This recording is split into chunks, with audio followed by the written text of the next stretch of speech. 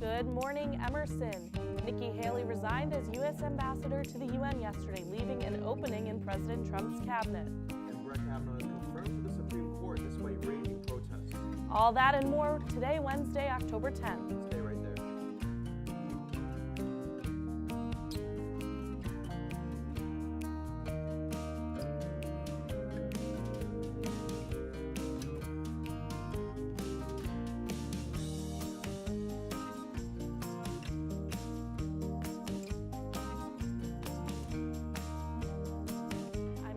Bruno. And I'm Angel Salcido. Angel, we just hosted Norman Lear Day together. How do you think that went? Well, I think my performance was incredible. You were good, but... Thanks, Angel. You are way too kind. Well, that's true. We have a great show planned for you today, including the best sports and entertainment stories. And Berkeley students Tina Wen and Sid Lieberman is here to perform for us live. But first, here are this week's headlines. The U.S. ambassador to the United Nations, Nikki Haley, has resigned. She called the job an honor of a lifetime, but it's time for her to leave. President Donald Trump says that he and Haley had discussed her leaving in the past. Senior administration aides have questions about why Haley would choose now, a month away from the midterms and in the midst of the Kavanaugh confirmation. According to CNN, one official said they were all caught off guard by the announcement. The president says he will name a successor to Haley in 2 to 3 weeks. Judge Kavanaugh has been confirmed to the Supreme Court as an Associate Justice, replacing Justice Anthony Kennedy. The process included a day-long hearing and approval from the Senate Judiciary Committee, a week-long investigation by the FBI to determine the validity of sexual assault claims against him. After the investigation concluded, the Senate determined the evidence to be inconclusive and voted to confirm Judge Kavanaugh 50 to 48. The decision led to protests outside of the Supreme Court and the Capitol building. Judge Kavanaugh's first day on the bench was this past Monday. Now, a devastating story from this weekend. A limousine crash near Albany, New York, killed 20 people in the deadliest transportation accident since 2009. Here's what we know about the scary accident.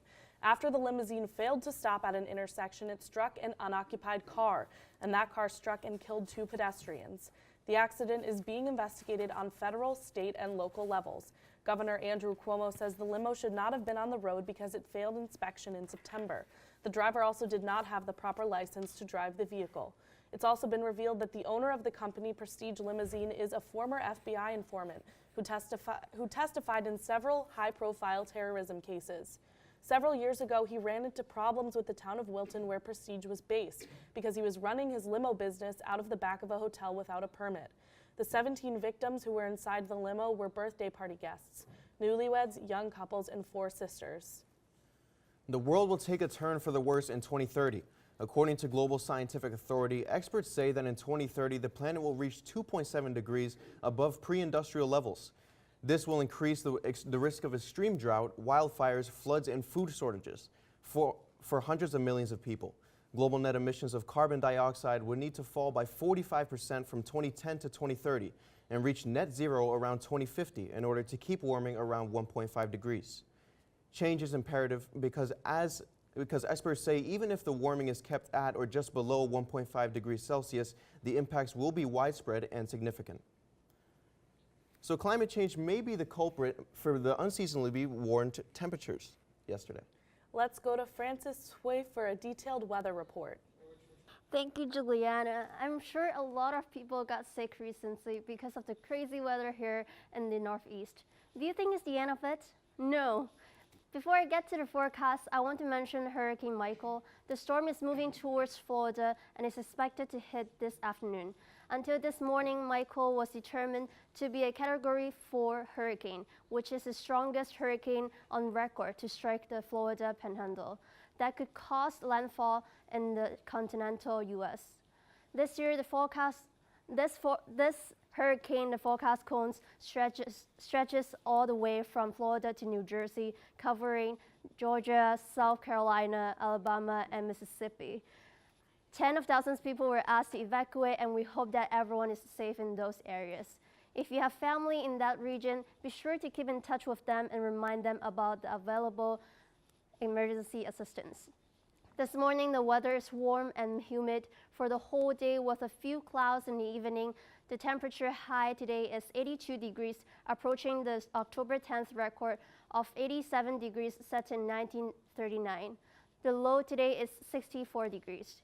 Tomorrow will be a rainy day with a high of 73 and a low of 65. Friday will be warm and sunny with a high in the upper 60s and a low of 43 degrees in the evening. On Saturday, things will clear up a little bit, but the temperature will drop. We will see a high of 58 degrees and a low of 42 degrees.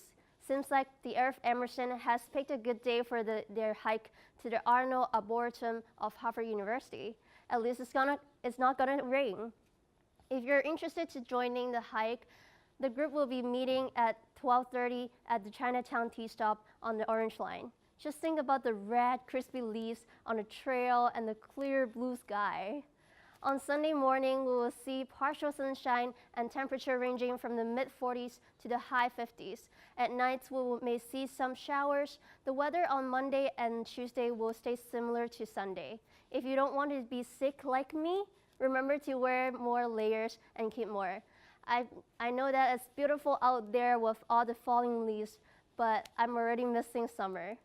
Reporting for GME Weather and Events, I'm Francis So. We will catch up with you after these messages. Welcome back to Good Morning Emerson. Hey Angel, what do you say when someone is obsessed with A Star is Born? I don't know, Juliana, what? They're going gaga. That's rough. That's rough. Oh. Juliana, let's hand it over to the entertainment crew who could probably do a much better job than you and I. Probably. Well, I'm certainly going gaga for gaga. Here are this week's top entertainment stories. Voter registration has reportedly spiked since Taylor Swift announced on Instagram that she is a Democrat. Taylor took to Instagram to encourage her fans to go out and vote, and while doing so, told fans who she will and will not be voting for. So do you guys think that celebrities should use their platforms to influence people on who to vote for, or should it remain a personal responsibility to determine which candidate supports your political views? I think that it's part of being a celebrity to use your platform, especially today. I think it's really important. I know that Taylor Swift has not really shared her political views before this, and when a lot of people have really wanted her to, and when it's been really important. We could have definitely used her in 2016. But I mean, I guess now is better than never. So now is a really important time for her to be saying those things, I think. I don't know. I feel like it's important for celebrities or anyone with a platform to encourage people to go out and vote, but I don't know if you should be telling people who they should or should not be voting for. I think that, by Taylor saying that she isn't and is voting for whoever, it's going to make people be like, okay, well, Taylor's voting for this person, so I'm going to too, without really doing that research and figuring out who the politician is. It's definitely something that as of recent, a lot of celebrities have been doing. But the other day, I think 2 days ago, she won at the AMA. She won 4 awards. Yeah, I think that was last night. Actually. Which is surprising because I feel like, at least at Emerson, none of my friends or me listened to her new album. I didn't really I feel like it just wasn't really. I don't know. Yeah, it's I don't know. She started off country and now she's pop, so it's yeah. I don't know. I mean, she certainly still has a fan base. Yeah, yes, no, for sure. 100%. Anyway, so I'm gonna move on. So personally, I'm not a person who likes to watch televised fights. I never watched WWE, the VMAs, or even the UFC.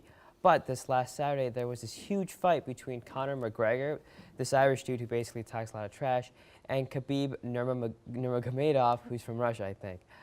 Anyways, so Khabib won the fight in the 4th round by chokeholding Conor and forcing him to tap out. Immediately after Khabib won, he jumped out of the ring onto one of Conor's cornermen. I don't know what a cornerman is, but I think they're a part of his crew or something.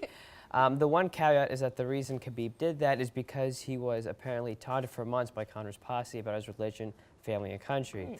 So do you guys think it was appropriate for Khabib to do that, or should he have done nothing to Conor and his squad's taunting of him? I don't know. I mean, we have to keep in mind that this is all for entertainment, and he definitely brought it, and he's this was entertaining. Yeah, I think I'm the type of person that would never really consume that sort of media, but I mean, here I am talking about him, so there you go. It was just funny. Some of the whole deal was really funny. Yeah. Anyway. All right, so this topic is a good one. Real Housewives of Atlanta star Kim Zolciak is being accused of photoshopping her 4-year-old daughter's body by enlarging her butt and straightening her nose. We have pictures of the photo in question. As you can see, they've definitely been altered. Kim Kardashian has been caught making the same alterations to her newborn baby Chicago on Instagram. So can we just talk about how wrong this is? I mean, seriously, why do people feel the need to go to such great lengths to look perfect on social media? I think that, I mean, like, again, like, I mean, it's crazy. I think obviously it's absurd. Yeah. But they are reality TV stars. I think that it's like crazy that she did it in the first place when it was so obvious, as if no one would notice. But there you go. I mean, Yeah. it's all for mean, attention. I Reality think it's stars, what are funny, we you gonna know. do? Yeah. Baby shaming. Baby Don't body baby shame your shaming, kids. yeah. Stop baby shaming. Yeah, it is crazy. Okay. Well, after receiving rave reviews for her performance in A Star Is Born, Lady Gaga is said to be making her Broadway debut in the revival of Funny Girl, another Barbra Streisand role. So I saw A Star Is Born, and I mean, she's a powerhouse. I mean, the movie was really heart-wrenching, but sometimes I like found myself getting emotional just because like I was like witnessing the most talented artist of our generation. She has had such an incredible growth as an artist, and I think it's really something to witness the ways in which she has reinvented herself time and time again, all while staying true to her roots. But I do wonder if people are like nostalgic for the old Lady Gaga, you know, the meat dress wearing Gaga, the freaky Gaga. So is that Gaga gone forever? Or, I mean, do you think there's still part of her that lies in there? And also, do we like this new, like, refined actor? I don't know. I like that she kind of is reinventing herself. What do you Yeah. think? No, I mean, good for her. I mean, I do like the new actor, but I really do miss her Yeah. crazy, you know, Yeah. her crazy, like, Remember when she like showed up in an egg Yeah. or something? Yeah, and, like Yeah. she wore meat Yeah. to like an She award. Yeah. really did it. Does She really that. did that. Only her. She actually was originally supposed to be an actor. She Yeah, like that's went what I to heard. she went to Tisch for, you know, acting, and that was her career. But she Mhm. wasn't getting cast, so then she turned to music. So maybe this is it coming full circle. We Yeah, maybe support this you is guys. just- We yeah. support you. We support Lady you. Gaga. Always. Anyways, now let's take it to Danielle Finezza with local Boston and Massachusetts stories. An increase in natural gas pressure on Monday caused gas to be shut off in about 300 homes in Woburn, Massachusetts. The pressure rise is being attributed to a worker inadvertently introducing excess gas into a part of the system. Officials from the utility company National Grid reduced the excess pressure within minutes and only cut the gas off as a precaution. Customers are worried about the safety of the pipelines after the recent explosions in Lawrence, Massachusetts. The company expects to restore service by Thursday at the latest. Hotel workers went on strike at 7 different Marriott hotels last Wednesday. The strike involves over 1,500 hotel workers supported by the Unite Here 26 union, which is pushing for better protections for the workers. The union hopes to provide the workers with protection for their hours, more secure schedules, and better protection for sexual harassment cases. Hotel employees also hope to earn higher wages after the strike. Marriott hotels notified guests that they would not receive room service or housekeeping during the strike, and many hotel restaurants closed. Students at Simmons University were notified of an active threat on campus last week. Boston police responded to a call saying that shots were heard on Thursday, around 3 p.m. The school conducted a full lockdown, but an all-clear message was sent to students and faculty around 30 minutes after the original alert was issued. Boston police confirmed that the sounds actually came from a planned activity nearby that involved popping balloons.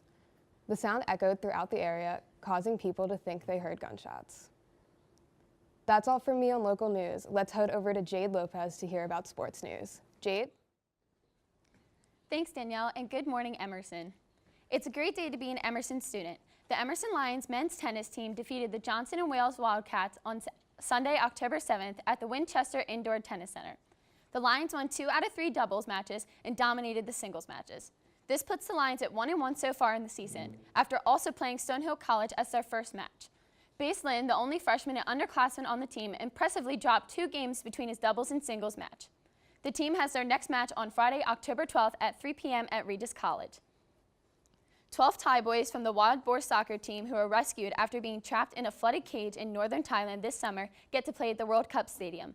A youth boys soccer team was trapped inside a Thailand cave for 2 weeks before eventually being found by 2 British divers.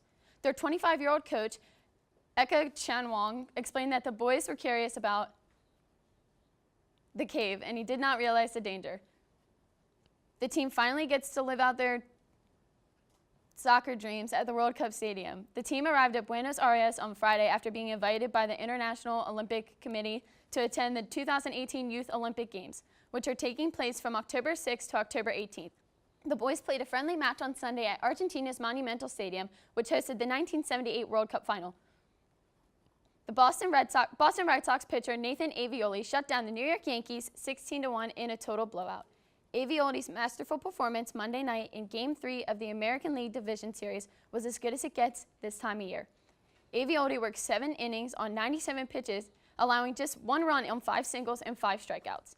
He produced an astonishing 17 strikeouts from the Yankees offense. Avioli's first pitch of the game was a 99 miles per hour fastball on the inside edge to Andrew McCutchen, which resulted in a strike. Avioli's performance will be remembered as the best start by a Sox pitcher in a playoff game since 2013. They haven't received a quality start in the postseason since John Lackey lasted a little over 6 innings in Game 6 of the World Series that year. Tune in next Wednesday, October 17th for more sports stories. Updating for Good Morning Emerson, I'm Jade Lopez, and we'll be right back. Welcome back to Good Morning Emerson. Today we're so excited to have Tina Wen and Sid Lieberman from Berkeley College here today. Tina, Sid, welcome to the show. Thank you. Tina, Thank you for having us. first question, tell us about your musical journey. How did you start and where are you now? Okay, so my musical journey has been very interesting, I guess, but I think my parents always loved music, so shout out to my dad who had like a Bonnie M band. But I'm like very happy to have found Sid, so now we're doing it. This is our musical, this is our musical journey, starting from Emerson. Good Morning Emerson. Yeah. So how did the two of you actually start working together? So we've lived together for a year. We met in a class our first year at college, and then we moved into Alston together with our other fun roommates. And yeah, we've always talked about like starting a band because we have very similar tastes. And we always would like sit down in the middle of the night and just like write music and and jam and stuff, but yeah. it didn't become a reality until recently. Yeah. So your band name is The Buttons, right? Yes. Yep. So the songs you're going to be performing today, are they originals? Yes, we have a song called Josie and a song called My Little Peach, and we'll let the audience figure out what they're all about. So do either of you have like a favorite artist right now or an artist that you kind of model your performance after? Oh, goodness gracious. We've been listening to a lot of like female lead bands like the Breeders, and then we get our influences from like early White Stripes, when Jack White and Meg were still a thing. That's awesome. Well, as much as I love being in the spotlight and I know Juliana loves being in the spotlight, I think we should let you guys take the spotlight and hear you guys play. Cool. Take it away. Check, check. Hello? Check. It's good, right? Hello? Okay. 2, 3, 4.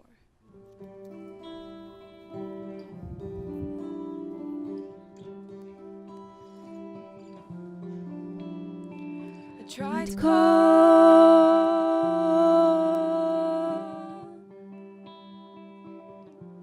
your sister on the phone.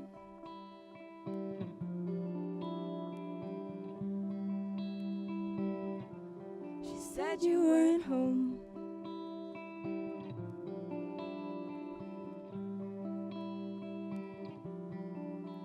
And honestly,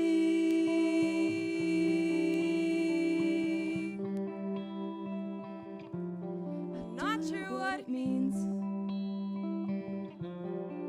or how it seems or what you need.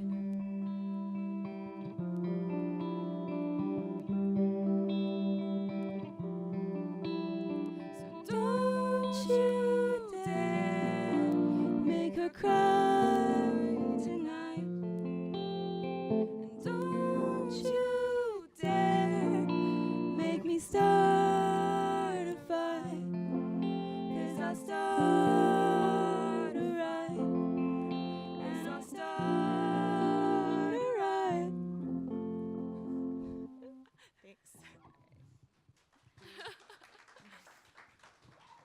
All right, this next one's called My Little Peach. There you go.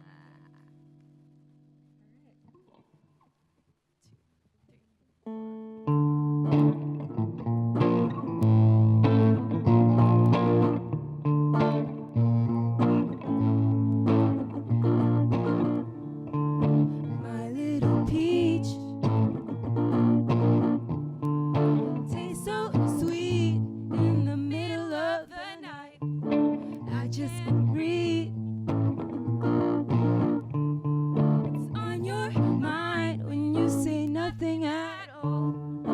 Don't call me baby. We had a deal. Don't tell me maybe. Don't wanna know how you feel. My little peach. I'm doing fine, so don't you dare try to give me a sign. And I'm not blind to your hide and seek. My little peach, she's doing fine. She's on your mind, she'll make you cry. My little peach, she'll make you smile. Before you know you're in denial. My little peach, inside my branch, we'll do a dance. You're in a trance. My little peach, I'm not your home. Go call your mom, leave me alone. My little peach, go brush your teeth before you eat. My little peach. Ah. My little peach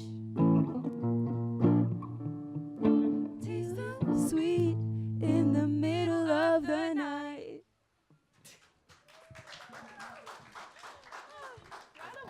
I was Awesome. dancing over there. I Yeah. was kind of embarrassing was- Angel yes. a little bit, wasn't a little I? bit, a lot. I do that a lot. A lot. You guys remind me a lot of Girl Pool. Have you ever gotten that before? I love Girl Pool. So good. The harmonies were awesome. Yeah, they were insane. Thank you so much for you. coming. Thank you so much for joining us. It means a lot. That's all we have for you today. Tune in next week for more top stories. And a special segment from our field lifestyle correspondent, Ainsley Clormar. From Good Morning Emerson, I'm Juliana Bruno. And I'm Angel Salcido. Thanks for waking up with us.